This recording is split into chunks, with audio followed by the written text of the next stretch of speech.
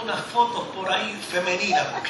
Ver tanta cara de hombre junto aquí es todo como... Me decía, tienes hora y media. Yo decía, con 15 minutos yo despacho esto. Le hice la primera pregunta. ¿Alguno de ustedes ha sido engañado por un cristiano? Quiero que me levanten la mano, y allá empezaron a levantar la mano. ¿Alguno de ustedes, un cristiano, le ha vendido un carro que no sirve bajo engaño? ¿Algún cristiano le dio un cheque sin fondo y allá hubo gente que levantó la mano? ¿Algún cristiano le ha mentido y hubo gente que levantó la mano? De momento, oiga, estaba todo el mundo con la mano en alto. Le dije, les tengo una buena noticia. Ninguno de ellos era cristiano. Estaban jugando a la religión, pero no se habían convertido a Jesucristo. Estaban jugando a la fe religiosa, pero no habían tenido un encuentro con el que es la imagen del Dios invisible. Porque no se trata de que la gente vea la totalidad de Cristo en mí. El apóstol San Pablo es tan honesto cuando dice, no es que yo lo haya alcanzado, no, yo no lo he alcanzado, pero yo prosigo a conciencia hacia esa meta.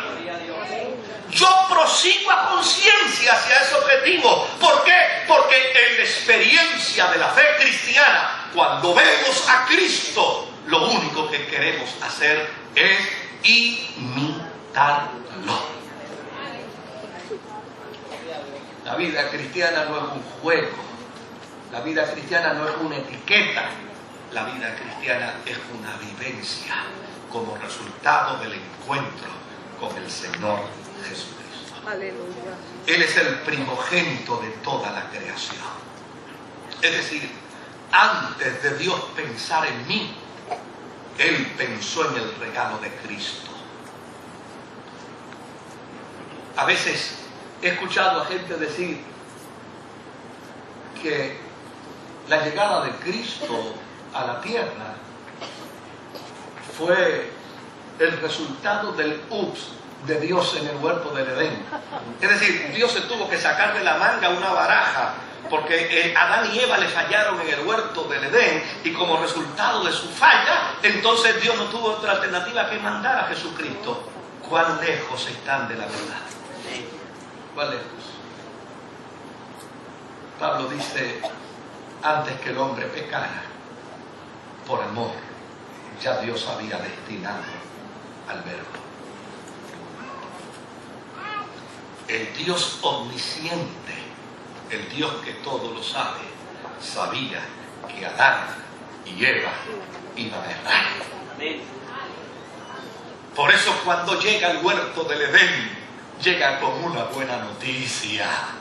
Por eso cuando llega al huerto del Edén, llega con la noticia que estremeció al infierno, representado en la serpiente, estremeció al diablo, representado en la serpiente, porque le dijo a la serpiente, si tú piensas que has ganado el objetivo y la meta, estás equivocado, porque tú has pisado al hombre en el calcañar, pero yo levantaré de la raza humana a alguien que te destruirá por completo la cabeza. Por eso el apóstol San Pablo dice, Él es el primogénito de toda la creación. No porque Cristo es el primero, como algunos en el mundo de la teología lo quieren plantear. Bueno, si dice que es el primogénito, es el primero. No, el apóstol San Pablo quiere decir, Él es el primer pensamiento antes de la creación. Antes que Dios creara el cosmos, antes que Dios creara el universo, antes que Dios creara el mundo, antes que Dios creara los planetas, antes que Dios creara la serpiente, ya Él había pensado en el Verbo como una alternativa para el error que pueden cometer los seres humanos. Porque en Él fueron creadas todas. Y usted me preguntará, ¿y el diablo también? Sí, y el diablo también. ¿Y la serpiente? Sí, la serpiente también.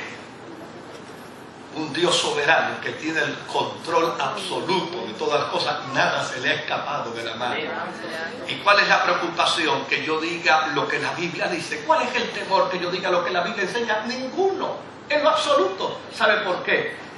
Porque si el infierno y los demonios fueron parte de su creación, eso declara que Él tiene el control total, porque lo que Él crea, Él lo domina, Él lo gobierna, Él lo controla. Por eso cuando los demonios veían a Jesús, inmediatamente temían y se estremecían y decían: ¿por qué vienes a atormentarnos? Vengo a atormentarte porque tú viniste para matar, tú viniste para robar, tú viniste para destruir, pero yo he venido para que el hombre tenga vida y la tenga en abundancia.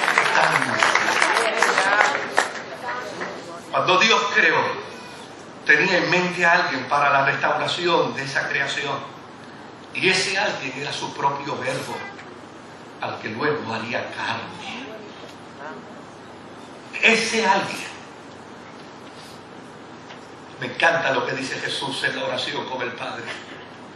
Y ahora, Padre, devuélveme todas las cosas que tú y yo teníamos desde antes de la fundación del mundo, como afirmando con ello, para decirle a nuestros amigos gnósticos: Cristo no es un ser creado en la dimensión del cronos, Cristo fue creado en la dimensión del kairos. Ahí es donde se estrellan nuestros amigos testigos de Jehová. Ahí es donde se estrella la gente que lleva el concepto teológico de la humanidad de Jesús. Ahí es donde se estrella la gente que rompe las Sagradas Escrituras para distorsionarla. No, cuando Dios pensó en Cristo, no pensó en el Cristo del crono, del tiempo cuando creó la tierra, del tiempo cuando creó el universo. Él pensó en el Cristo del kairos, del tiempo cuando Él y el Padre dijeron por su palabra: sea la luz, y fue la luz; sean las estrellas, y fue las estrellas; sea la tierra, y fue la tierra. Aleluya. ¿Verdad que merece ese Cristo toda adoración? Merece ese Cristo toda honra. Merece ese Cristo toda alabanza. Fíjate lo que dice el apóstol San Pablo. Dice: todo fue creado por Él y para Él. Si me emociono, me perdono. Pero hablar de este Cristo llena de gozo el alma, llena de gozo el corazón. Cristo no es un invento accidental como consecuencia del pecado adámico. No es tampoco una opción posterior al pecado. Él era, Él es, Él será. Y todo tiene en Él su sello creativo. Por eso el salmista en su poema exclama y dice: los cielos cuentan la gloria de Dios y el firmamento anuncia la obra de sus manos. Me encanta la postura del apóstol San Pablo para reinterpretar al Cristo de la cruz. A ese de quien dice: le veremos más atractivo para que le deseemos, varón de dolores, experimentado en quebranto. Pablo dice: Él es también la esencia misma de la iglesia.